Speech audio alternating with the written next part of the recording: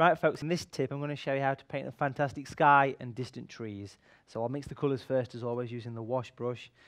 Put the water in the palette, not too much, and we're going to use some pale burnt sienna for the background of the sky. Nice and clean for that one. Clean the brush and we'll go for natural blue, which could be slightly heavier than the burnt sienna. And then we'll go for some natural grey, just to put a bit of darkness into the sky.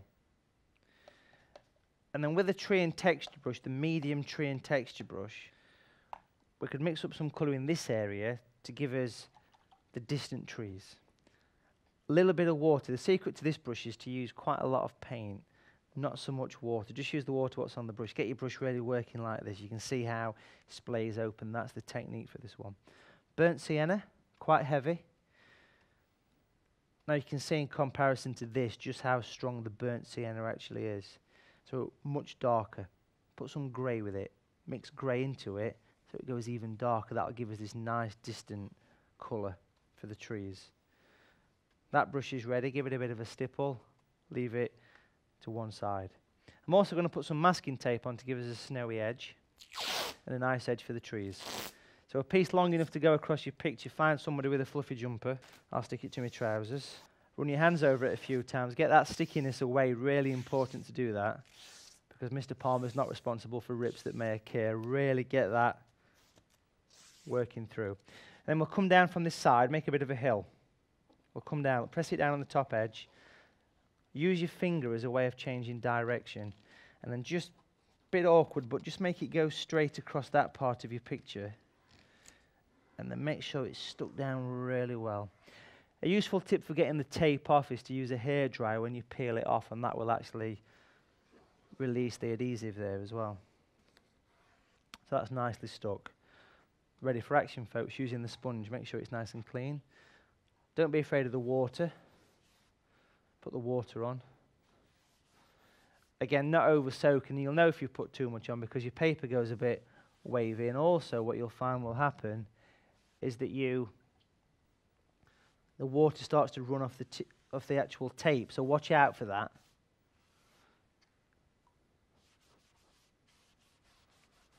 And then we'll start painting. So using the wash brush, we're going to use burnt sienna first. That's going to go in very simply, just in the middle of the sky. Just sweep it in.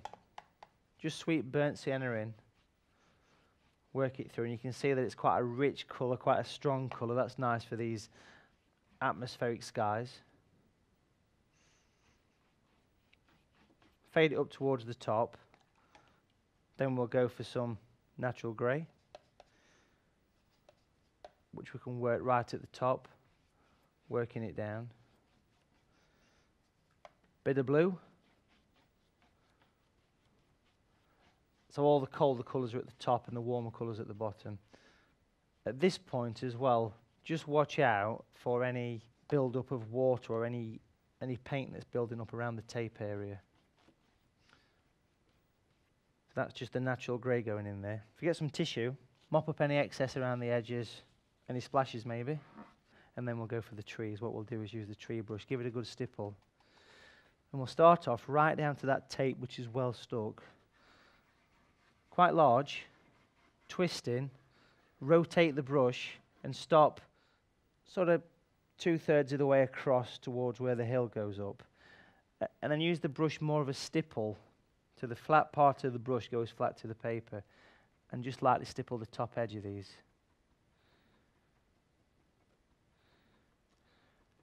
So you can see how simple it goes on. It's also quite nice just to dry the brush through the tissue as well, because what that'll do is give you a much more precise edge on these trees. But the fact that the background is already wet is helping this because it's giving the distant out of focus effect. I call it bleeding paint. And to make it go even more distant, I'll clean my brush, wipe it dry, literally pinch it in the tissue there, squeeze it. And then use that damp brush and just start inside the edge. And just pick up that paint and just fade it off towards the center of the picture there, and that just literally takes it away, and it gives the mist, it gives the atmosphere to this, and it takes it away nice. So I can use that as a way of just refining things, and you can see how we've achieved a bit of depth coming through there. If you need to clean your brush 2 or 3 times, then that's fine, as long as it fades off. Let's go for the grey. Natural grey, quite thick, give it a stipple. Right at the bottom corners of these trees, especially in this large area there, it's just nice to tap in a few shadows, but again, it needs to disappear off as it goes into the distance. And the final thing to do is to use a little fingernail. I've not really got nails, but it's a blunt edge, so blunt edge is great. It does help if your little fingers are bent at the top like that as well. So I'm just going to scratch, and you can see how it's leaving almost a ghost of a few branches there. Scratching upwards from the base, just a vertical upward flick is almost all you need to do that. And then as a nice refinement, you could always use a slightly sharper edge, which is just the corner of the paint tube, and that just gives you those little extra stalky little branches, and that really is a very simple but effective way of painting in distant trees in watercolours. So to finish it off, you could always add a bit of foreground below the tape area.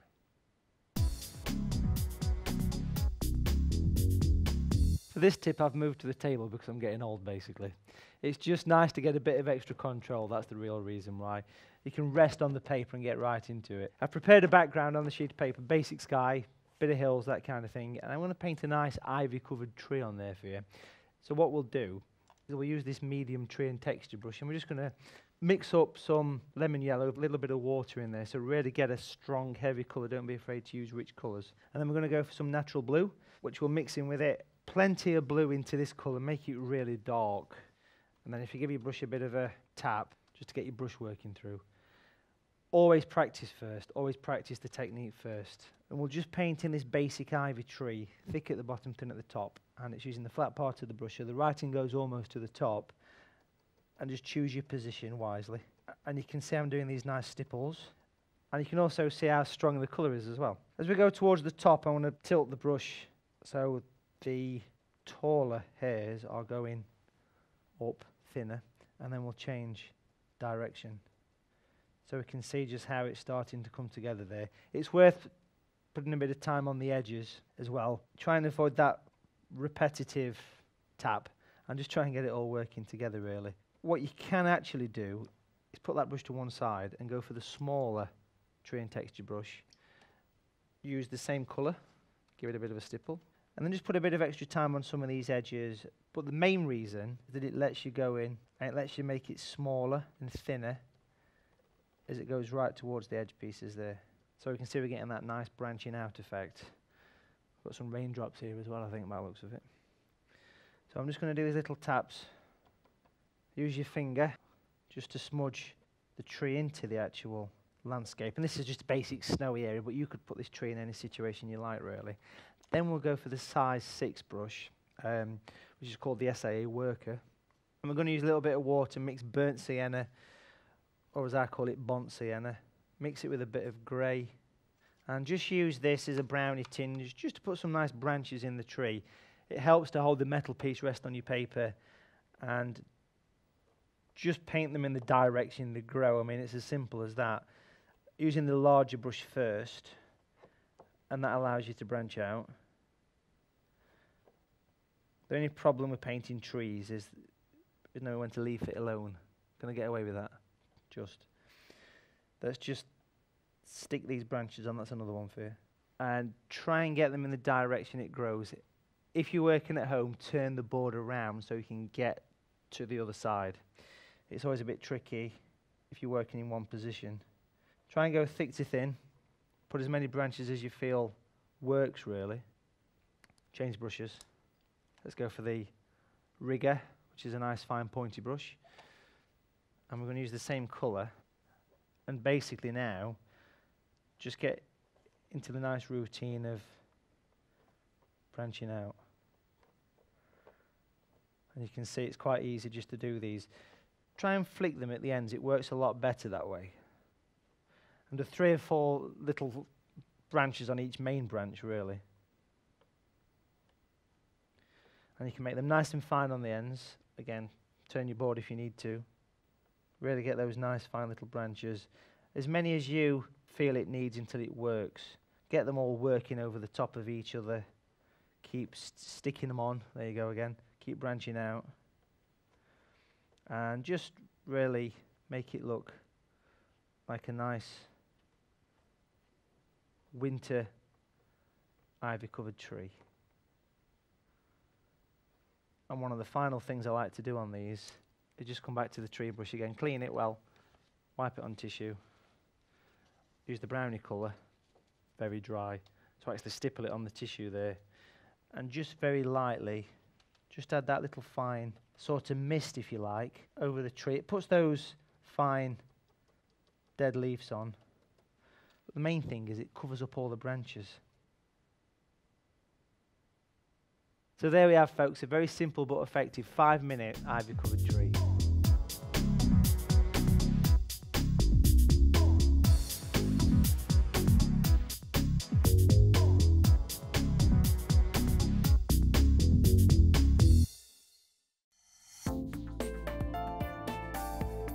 Now available to buy. Try these techniques at home whenever you wish. The extended DVD of today's workshop is now available from the Painting and Drawing channel. For further information and to order your copy, go to www.paintingdrawingchannel.com.